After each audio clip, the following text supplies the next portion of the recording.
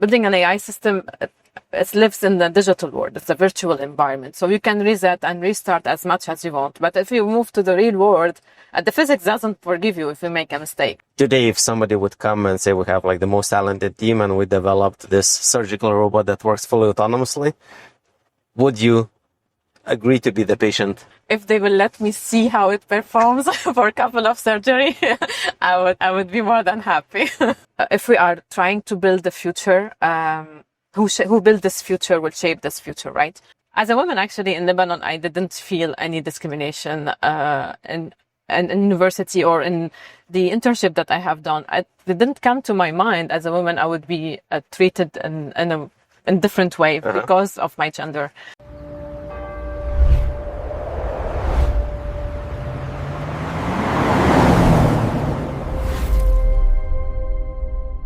They were driving with Mireille El Gheche, and welcome. Thank you, Stinos. So one of the projects that you've been directly working on from very beginning, so Project A is the table tennis robot. It's been going around like all around the world, basically in the news and social media and so on. What I'm always interested in these episodes is actually also about the background of people that I talk to. So maybe you can tell a bit more about like where you come from, what did you study, how did you end up working in robotics overall? So I am originally from Lebanon. I did electrical engineering in Lebanon for years. And the fifth year, actually, we had an option to move to another country and do the double diploma. And I chose France and I was accepted at Supélec. And I came to France, Paris, to do my master in radio communication. Okay. And then afterwards, I started a PhD in something completely different, optimization applied to image and signal processing. Mm-hmm. After that, I moved to Bordeaux and I did a postdoc in applied machine learning, more related to texture synthesis and seismic data. So basically, that was the era where we were designing the algorithms and the problems manually. So it was really exciting, but now it's not anymore the same hype. After that, I moved to EPFL. And there I was working a bit more on graph signal processing, 3D reconstruction, and whatever related to machine learning. And then through some connection from EPFL, one of the PhD students that I say hi on the camera, Mattia, he was working with Peter Dur. Okay. And then through this connection, we had some discussion, and then they told me about Sony AI, and I was interested. But in the beginning, they didn't tell us exactly what the project was. I remember very well they sent me two papers. One was more about computer vision, and the other one about table tennis that was published by DeepMind. So I had guessed that they were working on the table tennis, but we didn't have any details. So you had to connect the dots yourself. Exactly. And then the moment that we joined Sony AI, it was a table tennis project. And it was super, super cool.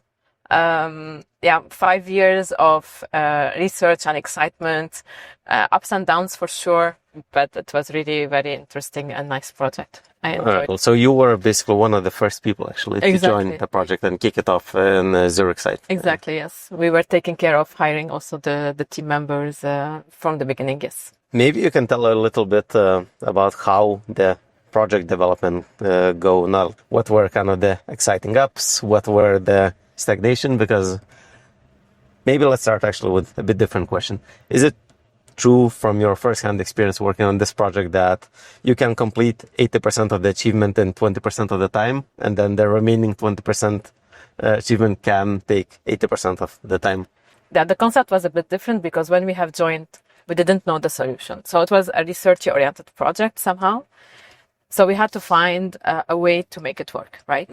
And to some extent, we had like two main teams. One working on the engineering side, so whatever that we deploy on the robot. And the other team was working more on the researchy side, so in the background, so working on more new ideas and then developing new ideas on the research side. And these two, they were working together in parallel over the last 5 years. In the beginning, actually, we were able to make each component of this project work on site, from the perception to the hardware to the reinforcement learning.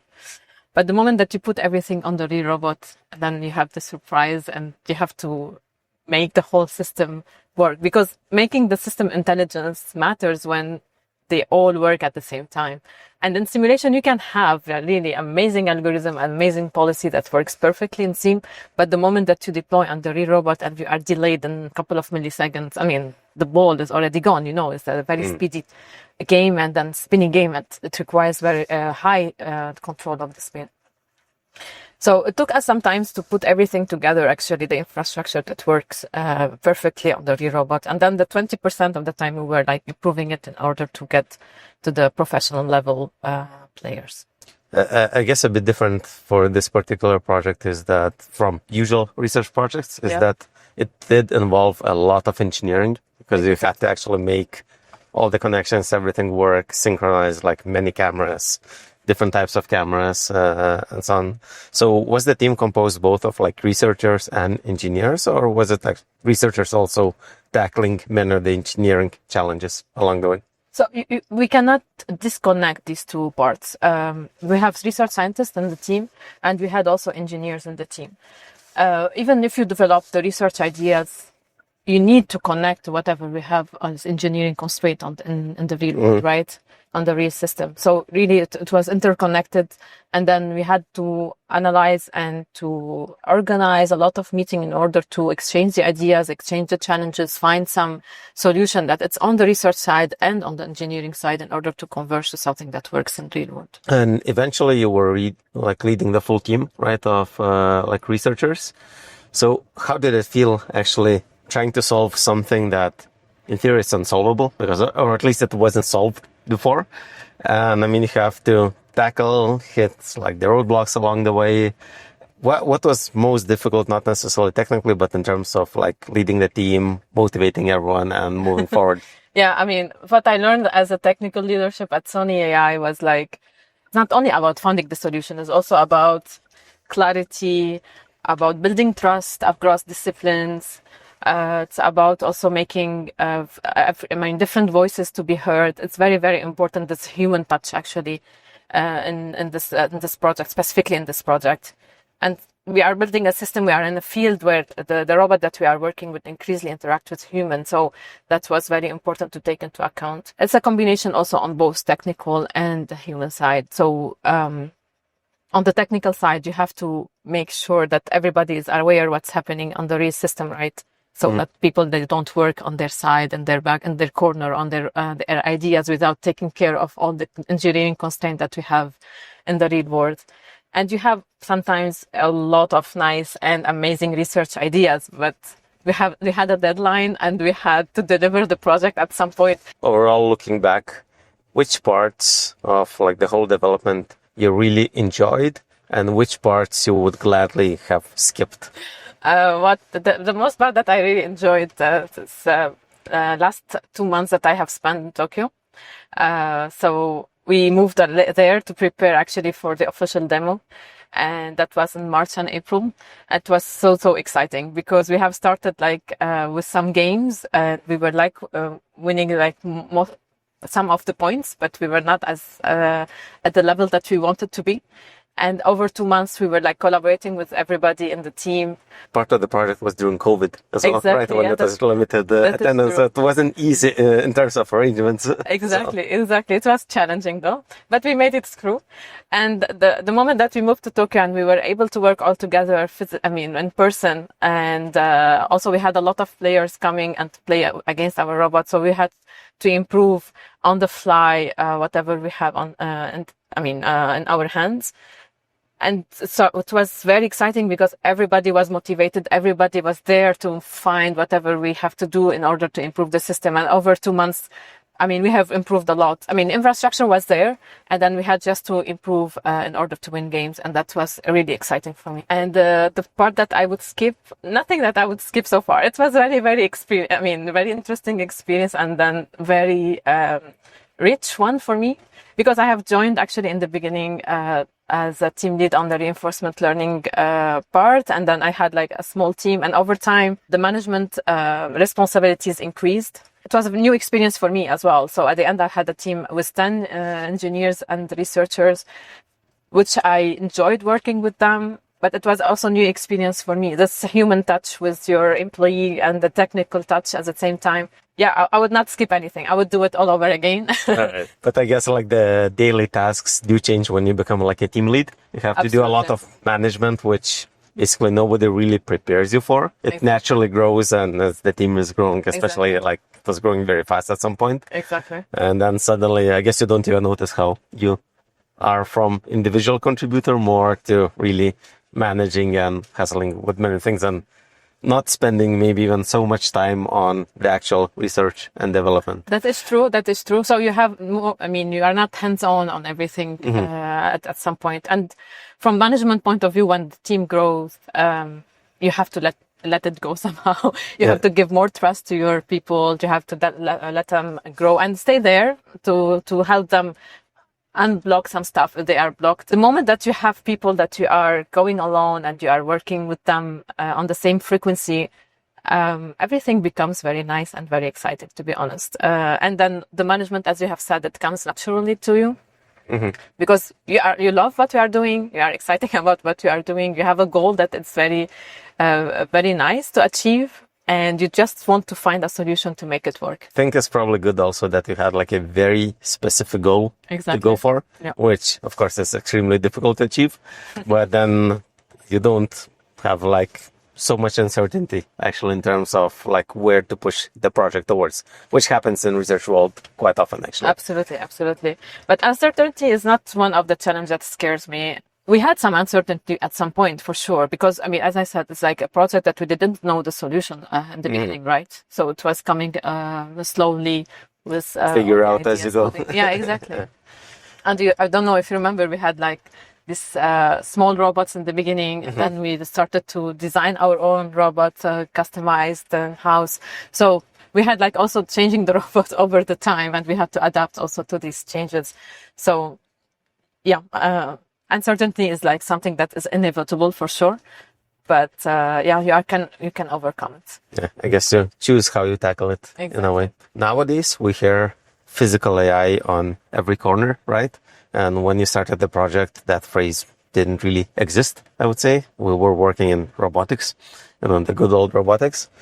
How do you see like the whole field evolving over those 5 years that you were like in the project and like hands-on involved in the development? Robots existed already, right? But it has like accelerated a lot in the last 2 years, and you can see it from the startups in robotics here in Zurich, right? And all this investment in robotics, in all kind of robotics, from underwater to drones and to space, and then correlated with some markets of some other stuff. It's moving very fast. Now as you work hands-on on deployment of robotic and kind of perception and reinforcement learning systems in real world, what are the main challenges? Because at the same time, I think it's very exciting now that everything is moving, but it's not as smooth as one might see, from all the cool videos around. Absolutely. I can talk about a table tennis project. I mean, you can build, the smartest AI system that you could build, but building a robot is slightly different because it has to, so if you build an AI system has to think, right? It has to perceive some data, it has to understand this data and then decide based on the task that you are training your model on. Building a robot has to think, has to survive the physics and interact with the real world, right? Which is like entirely different challenge. Also, building an AI system, it lives in the digital world. It's a virtual environment. So you can reset and restart as much as you want. But if you move to the real world, the physics doesn't forgive you if you make a mistake. And that's very, very important, right? Simple error or challenge in perception or prediction or control and hardware can be shown immediately in the real world. And as I said, if you are not you have to move as fast as possible, as accurate as possible. And if you are delayed, if you are late a few milliseconds, the ball is already gone. So it's like entirely a different challenge compared to what we have in AI. Seeing the new technologies, seeing the new talent actually working in robotics, I believe that it will move even more faster. I don't know at which time it will like converge, but it's moving very fast for sure in different domains. As from robots in care, some robots in industry, for robots for teaching, in automobile self-driving cars to drones, and they are appearing everywhere, right? Mm-hmm. I mean, in hospitals and industries and our own homes. So it's like, it's super exciting, and at the same time, it's like a slightly terrifying. Yeah. But yeah. I mean, we'll see autonomous cars deployed in Switzerland, I think, already next year. That Post Auto is deploying, and then there's one more initiative that I forgot now. What about like you mentioned already, the sim-to-real gap? Yeah. There's a lot of effort, let's say, from NVIDIA and from open source platforms to simulate physics as close as possible. Game engines are being utilized to some extent as well. How big is this gap still? How big is this gap? It depends also on the application that you are dealing with and the domain that you are dealing with. I believe it's converging. It's moving toward the convergence, and then the sim-to-real gap is we get smaller and smaller. In table tennis, in the beginning, the sim-to-real gap was huge, but modeling the physics from the ball racket contact to the ball table contact, and we try to converge as much as we can, and we can see over the 5 years, the sim-to-real gap was getting smaller and smaller. I mean, if we were able to do it, I do believe other people also are able to do it. Probably it's going to be very hard to like fully close this gap, that you can fully train on simulation and just deploy, zero shot basically into the real world. Yeah, I mean, it depends on the application, to be honest, really, and how much you can model this physics. Because if you are modeling a car in simulation, like the physics that you have to deal with is much higher, for example, to what we are dealing in table tennis, right? So the application also affects a lot the challenges that you might deal with. One thing is, okay, if the robot makes a mistake, how critical that is. Exactly. So as you worked on perception, reinforcement learning, like the robots themselves, today, if somebody would come and say we have like the most talented team and we developed this surgical robot that works fully autonomously, would you agree to be the patient? If they will let me see how it performs for a couple of surgery, I would be more than happy. Okay. The challenge is usually corner cases, right? Yeah. That you can actually cover most of the main applications in the environment that you expect. But if something becomes unusual, I don't know, there's a cow on the road, like in front of us, that's not something that you see every day. Yeah. And I think there's a big race now when it comes to humanoids, are basically the robots in more uncontrolled environments on data collection versus data, like simulated data creation. What's your take on that? So basically, my theory on simulated data, it accelerates a lot, actually, your training. Because collecting data in real world is very, very expensive. And you need also a lot of time, a lot of data in order to cover 99% of the cases or 90% of the cases. And if you train your model in simulation, this training will be accelerated. So we were working in table tennis, and then the simulator helps a lot in the training side. And we were like zero-shot transfer. So whatever we are training in simulation deployed on the real robot, and we were able to play games. But if I have to train, I would do it in simulation and then deploy it in the real robot, test in the real world, and try to collect some data, see how it performs, and adapt to the application that you have in place. Mm-hmm. So yeah, it will be a combination of both, I would say. And I guess simulators will improve in the same method as well. Exactly. When it's more common issues, those will improve over time. Exactly. All right. Actually, I wanted to touch a bit on another topic. So just yesterday, you were in an event for women in robotics. Yes. So you're active participant in the society, right? That is true. Yeah. So maybe you can tell a bit more of like what it's about, what you do, and why you're there as well. Absolutely. Yeah. Women in Robotics, I met them 2 years ago, and they are a very nice team working on encouraging women and to participate and to include themselves in the new technologies and the new direction in the AI and the robotics hypes. What their mission is like to enlighten people a bit on diversity, in some sense that if we are trying to build the future, who build this future will shape this future, right? And they are trying to take into account all kind of expertise, background, ethnicities, and mainly diversity. So taking into account women and men in this kind of decision. For somebody, let's say for women kind of working in technology, in robotics, why would they join the club? I believe it's more a networking side. Okay. So you can also, the moment that you see other people from the same background or from the same gender that working in this kind of domain, it will encourage you also to push yourself to know a bit more what's happening in that domain. And we are meeting and then we are discussing for sure the challenges that we are facing in the working environment. And that will give you also more wider actually point of view or of whatever is happening in the robotics as a woman working in the robotics domain. And I believe it's very important because as a woman, I mean, if you see other women working the same or facing exactly the same challenge or working in domain that you want to work on, first, the connection will be much easier, right? The networking will help you also to get into a much easier way. And at the same time, will be much more encouraged to push yourself toward this direction. Mm. So I'm actually curious, like during your studies, because you were in technology quite early on as well, did you face some issues where you say it's different for men and women? As a woman, actually, in Lebanon, I didn't feel any discrimination in university or in the internship that I have done. It didn't come to my mind as a woman I would be treated in a different way because of my gender. Also, in our universities, we were like almost 50% between women and men. Okay. And it was like really quite cool. And the moment that I have moved in Europe and I did my PhD plus the postdocs and experience at Sony AI, I have been given really very nice opportunities. And I'm so grateful for that, either during my PhD or during my 2 postdocs that I have done in Bordeaux and at EPFL.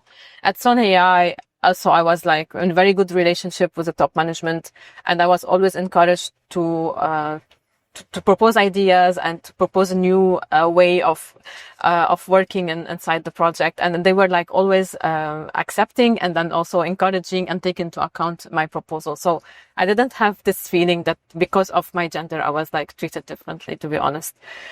But the moment that I get in contact with some other women, maybe in the working environment, you have to have, when you are surrounded with men, you have to have a bit more of encouragement and more self-confidence in order to push yourself a bit further. And I feel it a bit with other women. And maybe when you gather with women in robotics and you see that you can do it, maybe they will be a bit more, courageous in order to push themselves a bit further. Yeah, very cool. Very nice to hear that you didn't feel, awkward in the environment, which is historically dominated by men, but I think now that's shifting heavily. Absolutely. I also talk with many different startups and companies. Absolutely. And it's really a big shift, which is amazing to see because I personally also see that even this gender difference actually adds new ideas that, you see from a bit different perspective. Absolutely. And it actually builds up the better overall solutions. Absolutely. Absolutely. So in the Women in Robotics, you really can encourage other women to act braver and basically just share more openly and not be self-suppressed in a way, in some extent. Yeah, okay. You can do it. We can do it. Thanks so much for the discussion. I think it's extremely interesting to hear what you have been doing and working on. I mean, the project that is absolutely unique. Literally nobody has ever done that before. And sharing the insights. What I invite as well to join the Women in Robotics events. Absolutely. Where probably they can find you occasionally as well. And just explore, find new activities, go do crazy projects because they are possible, apparently. We have a living example here. So thanks a lot for the conversation. Thanks, you. And it's absolutely pleasure to have you here. Thank you. Thank you so much.